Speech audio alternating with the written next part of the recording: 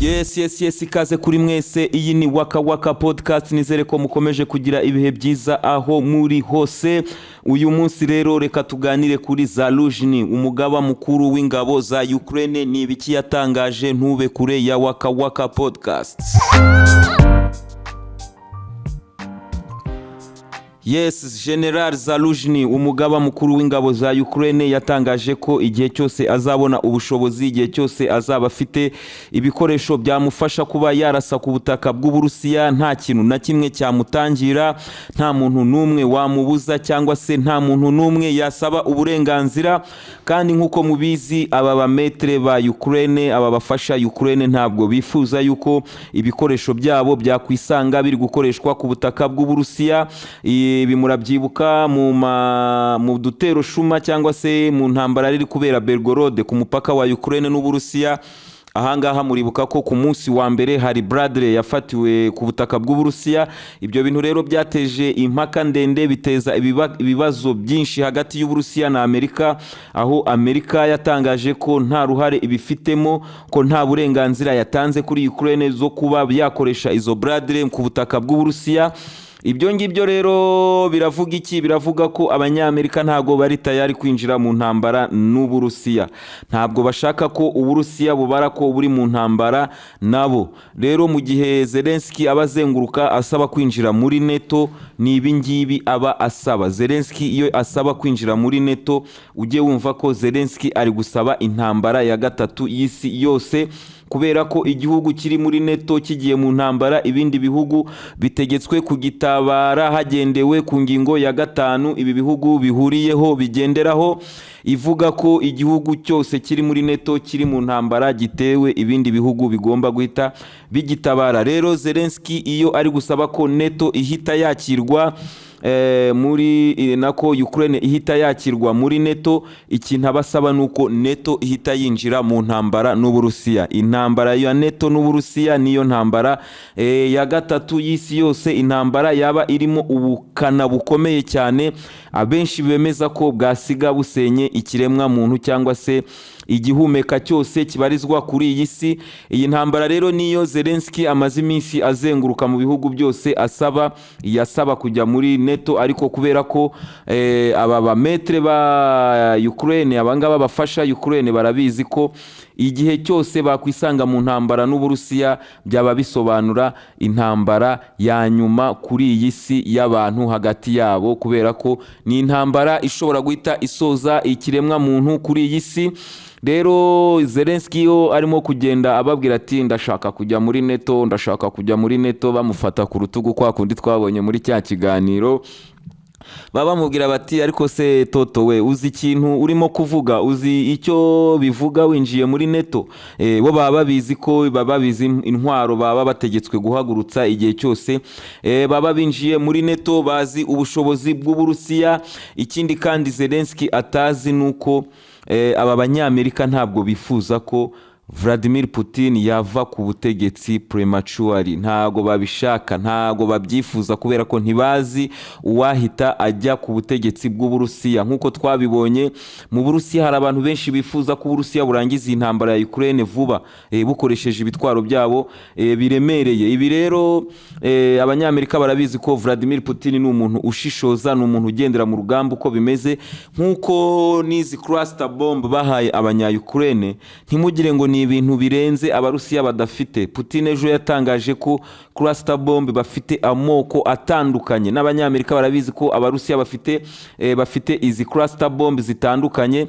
Ibyo rero bikaba bivuga ko Putin ni umuntu udatera intambwe ikakaye, ni umuntu wirinda kuba yakora ikintu cyababaza abaturage b'abanya-Ukraine, kuba yakoresha imbunda zikakaye z'Uburusiya, bitandukanye n'uwamusimbura, kuko abari hafi ye bose bifuza ko yarangiza iyi ntambara. Ikindi mugomba kumenya nuko F-16 zavuzwe kuva kera, zimaze nk'ukwezi cyangwa se amezi 2 bavuga ko zemerewe guhabwa Ukraine. Abapilote babo bamaze iminsi bavuga ko batangiye gutozwa. Mumenye ko ntabwo baratangira imyitozo, ntago abanyamerika bari bataratanga uburenganzira bwo gutoza aba bapilote bazatwara izi ndege z'abanya-Ukraine. Kubera iki?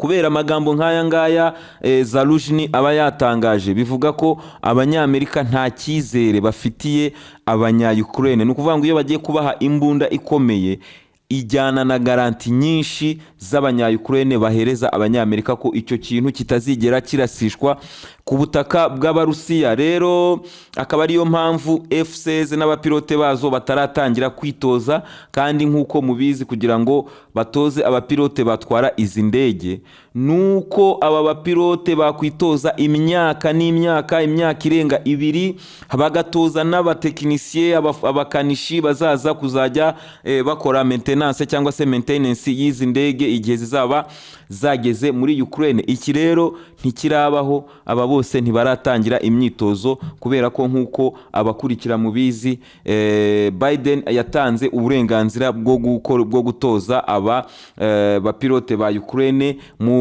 kiganiro cyaberaga muri NATO, muri ibiganiro bya NATO bimaze igihe biba, nibwo hatanzwe uburenganzira bwo gutoza aba bapilote. Ikindi wamenya nuko tujya twumva abafaransa batanze imbunda zirasakure, tukumva abanyamerika batanze imbunda zirasakure, ubu turumva izi F-16. Hari ikindi kintu mugomba kumenya, ngewe mbona ko Zelensky atajya kibona, cyangwa se niba nakibona atajya giha agaciro, nuko ibi bikoresho bahereza Ukraine ibyinshi baba bagabanyijemo tekinoloji. Hari tekinoloji batabaha, ni ukuvuga ngo nk'izi César z'abafaransa, hari tekinoloji nyinshi batabahaye zikoresha iyi ntwaro kugira ngo aba banya-Ukraine batisanga bari kuzikoresha ku butaka bw'Uburusiya, Ubufaransa bukisanga buhanganye n'Uburusiya. Murabyumva namwe, Uburusiya kurasa mu Bufaransa ni iminota 6 bakoresheje satani igenda ku muvuduko urenze uwijwi. Ibi rero nibyo bituma n'izo tekinoloji bahereza abanya-Ukraine bazigabanya cyane kugira ngo bagabanye ubushobozi bw'abanya-Ukraine kuri ibyo bikoresho. Bikaba binavugwa rero ko F-16 nazo zizaza guhabwa abanya-Ukraine niziza, ntabwo bazazibaha ngo bazibahane na tekinoloji yazo yose, ntibishoboka, kubera ko nk'uko nabibabwiye ibi bihugu bigenda biseta ibirenge, bigenda bifite ubwoba bwo kwisanga byaba bihanganye n'Uburusiya. Rero turategereje tuzarebe aba bapilote bazatangira gutozwa ryari, ariko icyo tuvuga nuko uyu Zaluzhny aya magambo yatangaje n'ibyo bya Zelensky akomeza gutangaza, avuga ko yemerewe kuba yarasa ku butaka bw'Uburusiya n'ibyo bitero bagenda bakora, ibitero shuma bagenda bakora ku butaka bw'Uburusiya. Murabyibuka ejo bundi baherutse no gukora igitero kuri iki kiraro cya Crimea.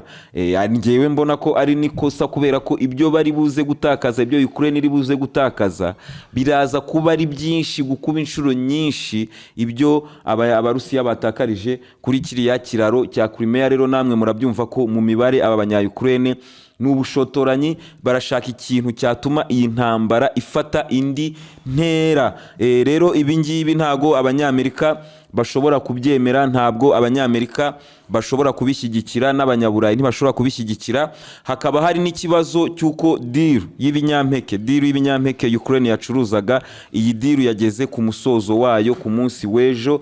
Ubu rero abarusiya bakaba batangarije UN, batangariza na Turkey, batangariza na Ukraine yuko bavuye muri iyo deal, ibyo bintu bihagaze. Akankavuze kubera iki? Kugira ngo mukomeze mwumve uburyo Zelensky na system yiwe cyangwa se n'abamushyigikiye aho ngaho muri Ukraine n'igisirikare cyiwe bakomeje gushakisha uburyo Uburusiya bwakwisanga mu ntambara n'abanyaburayi, bwakwisanga mu ntambara byibura n'igihugu kimwe kiri muri NATO, kugira ngo NATO ije kugitabara. Ibyo rero iyi deal yarangiye, abarusiya bavuze ko batayirimo. Nyuma yuko batangaje ko batayirimo, Zelensky noneho ari gusaba iki? Ari gusaba Turkey, arayibwira ati mwebwe mushobora kuzajya mwescotinga amato yacu atwaye ibinyampeke, mukabeexcotinga nk'abantu bescotinze amato ya gisivili atwaye ibyo kurya by'abasivili, atarimo ibya gisirikari, atarimo iki. Ati Turkey mubifitiye ubushobozi. Murabyumva rero icyo kintu cyo kivuze nuko niba Taki ifashe umwanzuro wo kwexcotinga ayo mato, ni ukuvuga ngo Taki izaba yiteguye kuba yahangana n'ibitero by'Abarusiya bishobora kwibasira ayo mato y'Abanya-Ukraine. Icyo gihe bikaba byatuma Taki yisanga mu ntambara n'Uburusiya. Taki ni igihugu cya NATO, yisanze mu ntambara n'Abarusiya, icyo gihe NATO yahita nayo iza gutabara Taki, icyo Zelensky yashakaga akakigeraho. Ariko iyi mikino ye yose arimo gukina, Abanyaburayi bahita bayivumbura kare, kandi bigenda bimutakariza icyizere, bigatuma hari ibikoresho biremereye badashobora kumuha, kuko bazi ko ashobora kurenga kuri ayo masezerano akaba yabikoresha ku butaka bw'Uburusiya. Rero iyi diru Zelensky akomeje kwinginga abanyataki kuzajya beskotinga aya mato, akomeje kwinginga Abanyamerika, bo bamukatiye, bamubwiye ko Abanyamerika batazigera beskotinga amato y'ibinyampeke azaba avuye muri Ukraine. Ikindi gihugu cyo muri NATO gituranye na Ukraine gisanzwe gisapotinga Ukraine cyane ni igihugu cya Polonye. Igihugu cya Polonye nacyo cyavuze ko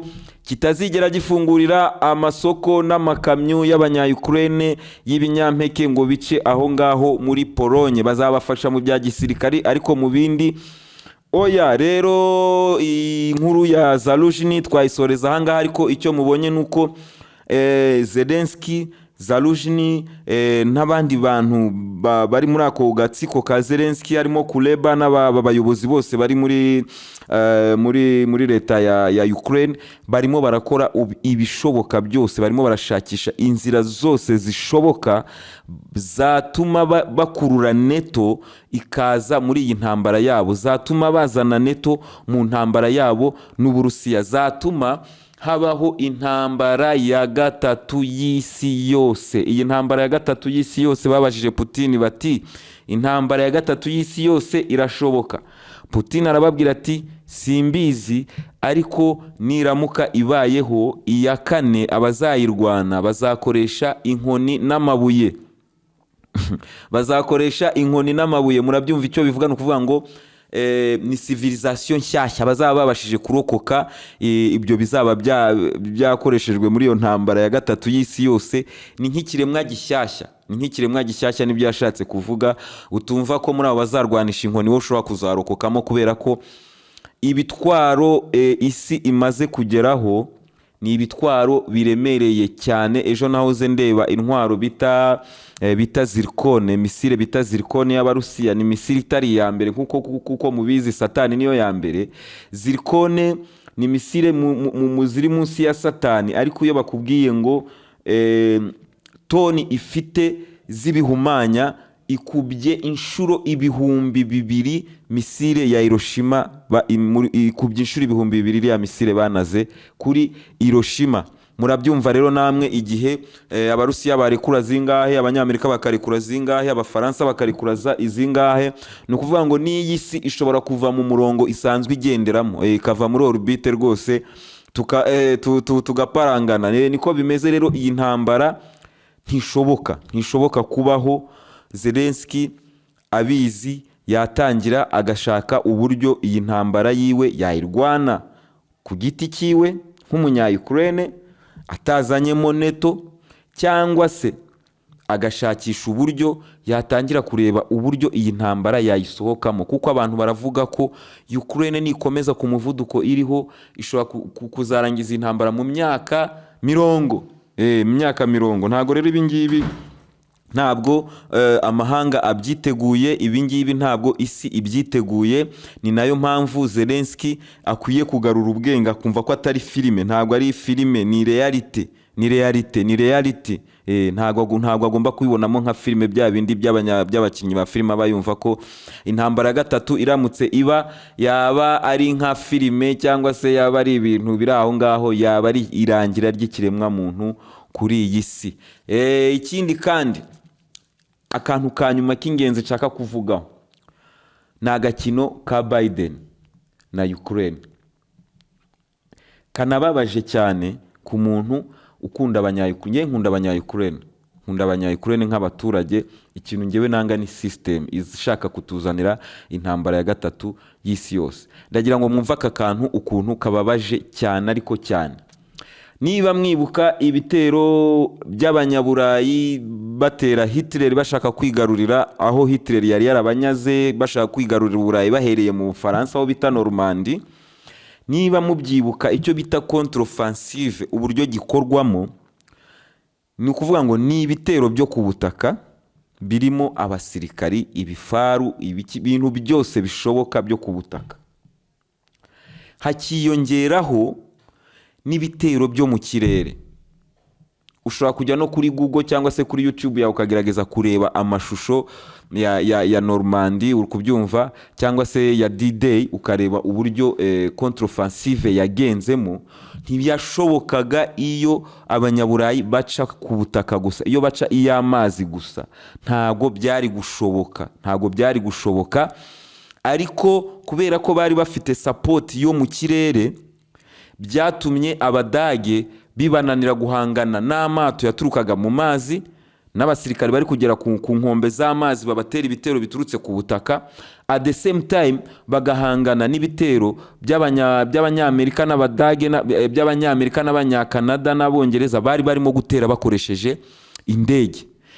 Bakubwira ko zakoze sorties nyinshi cyane, zakoze ibitero byinshi cyane byagiye birasa ku mapozisiyo y'Abadage yari yiteguye guhangana n'abanyaburayi n'Abanyamerika bari buturuke mu mazi. Rero Normandie yaje gucamo, irafatwa kubera ko yari contre-offensive yapanzwe ku butaka no mu kirere. Ubu rero icyo turi kubona ni iki? Ni ugushora abanya-Ukraine mu cyitwa contre-offensive igendeye ku butaka gusa, nta kintu cyo mu kirere, nta ndege, drone murabizi byaranze ntago zigitambuka. Ubu rero ni ukuvuga ngo abanya-Ukraine bari kubashora muri zone ya mine, ahantu h'umurambararo munini cyane hatabye mine nyinshi cyane. Ubu Abanyamerika barabasaba ati nimukore contre-offensive, munyure muri izo mine, mubashe gutobora mu mirongo y'Abarusiya nta ndege mukoresheje. Murabyumva ko already birapfuye, ni ukubashora mu rupfu. Ngo ni meat grinder, ngo nukubashora, ngo ni nko kubashora mu ibagiro, kubera ko urabashora ku Murusiya afite imbaraga mu kirere, yariteguye hasi, yaracukuye, yapanze ibintu bye neza. Wowe urashora abana ngo baze bishoremo, nta support bafite mu kirere. Icyo rero nkibonamo ubugambanyi bukomeye. Nkuko nakomeza nanone mbibabwira kuri iki kintu, ubu ngubu tugiye kujya muri Rasputitsa. Ni igihe cy'ubukonje, ubutaka bwa Ukraine buba bwabaye icyondo, igifaru ntigishobora gutera umutaru. Bivuze iki rero? Bivuze ko izo F-16 nizizaboneka, zikaboneka mu gihe abanya-Ukraine barimo kutubwira, nubwo nge nzi ko zitaboneka, ariko niziboneka muri icyo gihe, Ukraine zisanga mu yindi contre-offensive yo kunyura mu kirere hatarimo support ya hehe yo ku butaka. Ibyo rero bikaba ari agakino Biden agenda akinisha Zelensky kugira ngo amutinze muri utu tuntu, kuko na Biden ntashaka ikintu cyatuma habaho trouble mu Burusiya, zatuma Abarusiya baca amazi Putin ngo bagiye kumukuraho ejo cyangwa ejo bundi, kuko bakwisanga bari mu bintu badashobora gukontrola. Ibaze ejo wisanze Medvedev yasubiye ku butegetsi, mujya mwumva speech ziwe, mwumva ama interview yiwe, n'uyu ni umuntu wahita arangiza iyi ntambara akoresheje imbaraga zose Uburusiya bufite. Urumva rero Putin arabizi, abiziranyeho na Biden. Nkuko mubizi ibi bihugu bijya bigira gutya bikagira aho bihurira bikaganira. Aba bantu baraganira, byaranavuzwe ko mu gihe cyashize ibihugu byari biri mu biganiro by'ibanga kugira ngo byivane muri iyi ntambara bareba uburyo yahagararamo. Rero Biden akomeje gukora agakino kameze nko kugambanira abanya-Ukraine, kandi noneho ikibabaje nuko Biden arakora, abanyaburayi bagakurikira. Ntabwo Biden atakoze iki, nta munyaburayi wafungura inzira ngo agikore bataragikora. Nta munyaburayi washoboraga gutoza abanya-Ukraine Biden atarabyemeza. Ako rero nanjye mbibona nkaho ari akagambane, kandi Biden arabizi ko iyi leta ya Zelensky atari leta yo kwizerwa, ko igihe cyari cyo cyose yabakururira amahano. Iyi ni Waka Waka podcast rero, mukomeze mugire ibihe byiza.